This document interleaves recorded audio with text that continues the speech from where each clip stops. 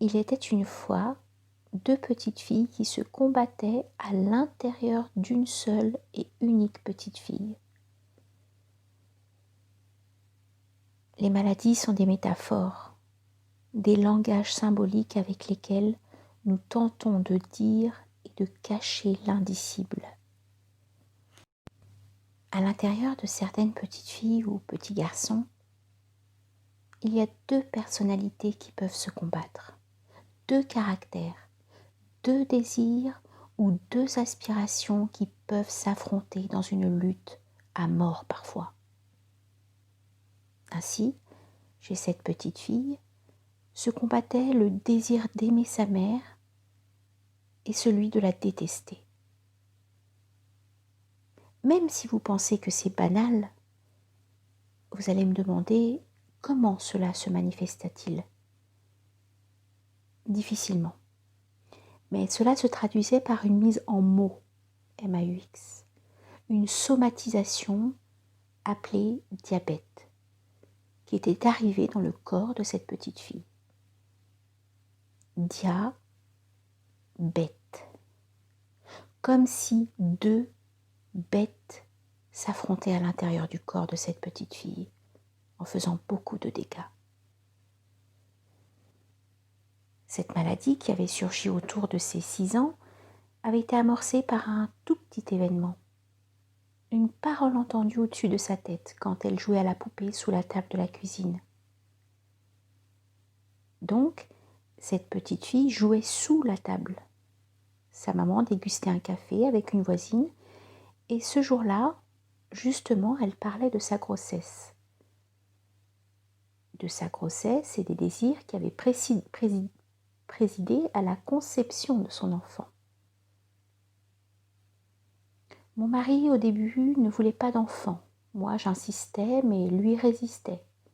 Il disait qu'on avait le temps, qu'un enfant allait gâcher notre jeunesse, que ça coûtait de l'argent, que sa mère lui avait dit qu'au début, il fallait faire attention, ne pas aller trop vite, car après on risquait de le regretter.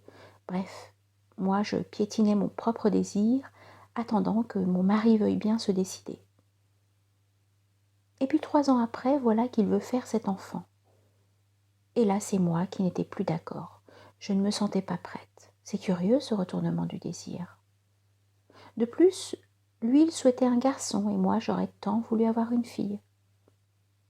En fait, je ne voulais plus faire d'enfant, sans être sûre que ce serait une fille. Et puis, je ne sais comment cela s'est fait, je suis tombée enceinte.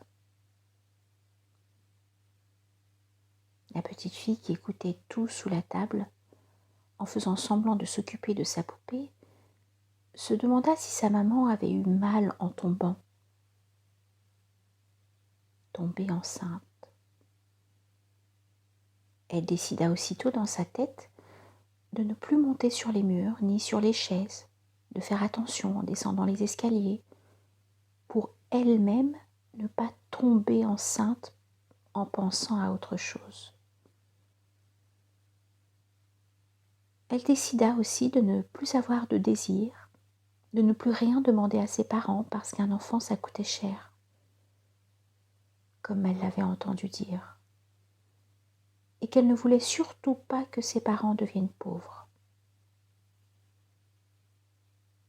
Au-dessus de sa tête, sa maman poursuivait sa conversation avec la voisine.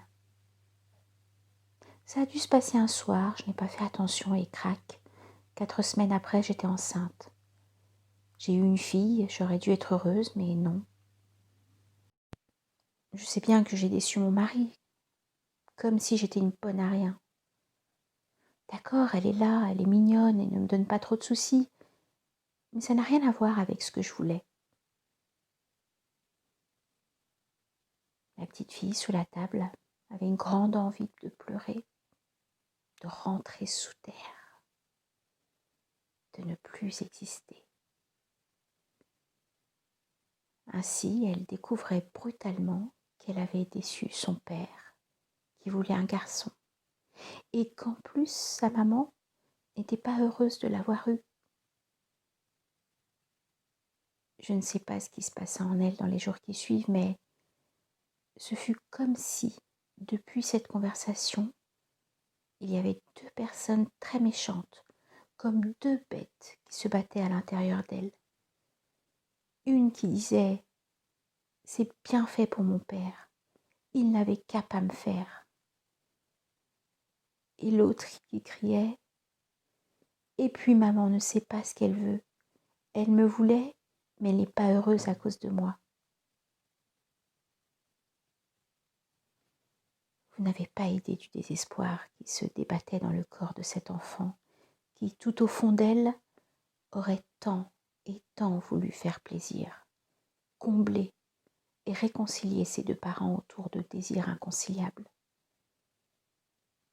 Je crois tout de même qu'elle trouva le moyen de les réunir autour de sa maladie. Car il faut voir comme ils sont prévenants, attentifs, affectueux avec elle depuis qu'elle a un diabète.